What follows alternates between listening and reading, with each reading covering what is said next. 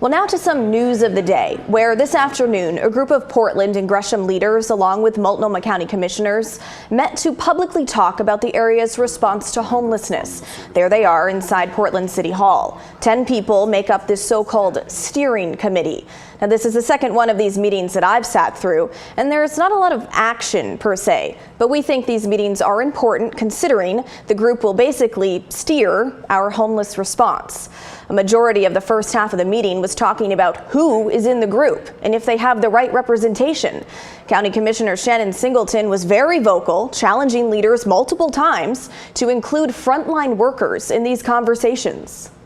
I feel like it's missing frontline workers and people who actually participate in services and who's listed in membership. And so, not today, but at some point, I'd like to understand how they're a part of the conversation. Okay. I love our bureaucrats, and what's actually happening on the ground can be really different than what we think it might be.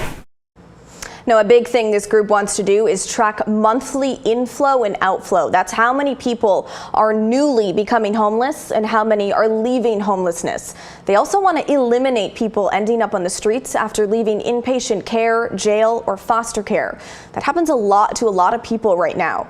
And there were talks of setting beds aside for these people. But these leaders said this will not be easy.